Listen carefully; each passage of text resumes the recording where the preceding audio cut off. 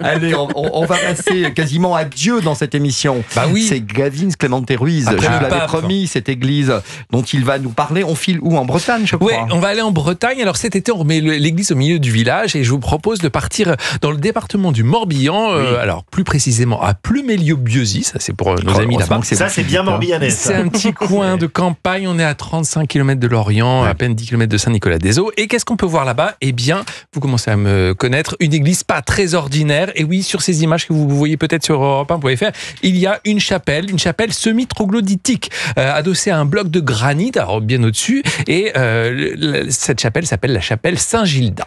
Alors, troglodytique.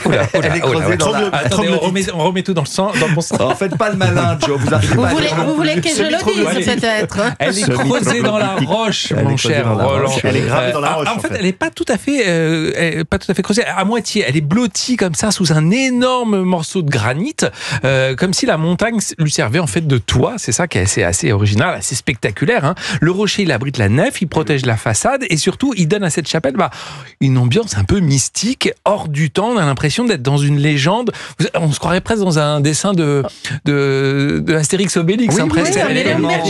C'est vraiment, c'est ça, c'est une légende. Racontez-nous justement cette légende alors. Eh bien, alors, c'est la légende de Saint-Gilda. Alors, c'est un moine qui est venu du Pays de Galles au VIe siècle. Peut-être que ce sera dans une prochaine série AB Productions.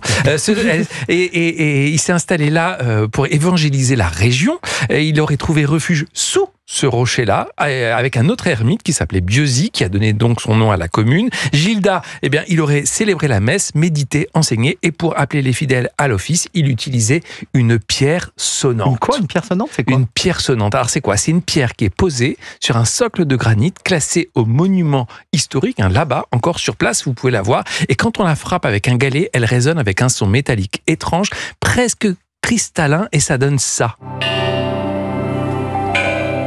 Ah oui, c'est... Très apaisant. C'est un peu les cloches tibétaines. Exactement, un peu, c'est ça. C'est pas vraiment, c'est pas une cloche, mais elle rassemblait les fidèles. C'est une pierre, on l'appelle la cloche de pierre. Et cette chapelle, elle date de quelle année du coup? Alors, elle a été construite au XVe siècle en prolongement vraiment de l'abri naturel. Et la façade est assez sobre, hein, c'est vraiment très simple. Il y a une petite ouverture. À l'intérieur, c'est modeste, une nef, 8,7 mètres, j'ai cherché, sur 5 mètres 4. Il y a une petite sacristie, une atmosphère de recueillement. Ce que j'aime bien, c'est qu'on voit vraiment la pierre à l'intérieur. On voit vraiment la roche qui sert de mur, tout simplement. Et là, la magie opère. Le granit est là, il vous surplombe. Il y a la rivière juste à côté qui coule à vos pieds. Et une petite fontaine creusée comme ça dans la roche. Une fontaine dans la chapelle? Ouais, c'est ça qui est encore plus fou. La fontaine Saint-Gilda. Et selon la tradition, elle aurait le pouvoir de guérir la stérilité. Avis à toutes les personnes qui veulent aller faire un petit tour. Les femmes, ils sont venus prier, boire son eau, déposer des offrandes. Et aujourd'hui encore, il y en a certaines qui viennent déposer un vœu.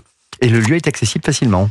Oui. Alors, on peut s'y rendre en voiture. Il y a un petit chemin qui descend depuis la route. Et il y a les randonneurs aussi qui passent juste à côté. Si vous avez envie de vous promener, la Bretagne, franchement, c'est assez sympa pour ça.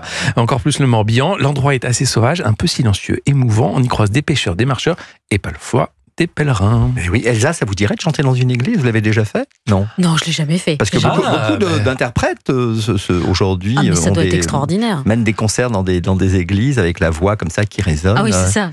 Avec la pureté. Ça pourrait être Je vais sympa. encore donner une idée à Jean-Luc Azoulay. Jean-Luc Azoulay, le pape, il peut bien. Jean-Luc Il est en train de prendre nos note invités jusqu'à 11h dans le Club de l'été. On revient dans quelques instants.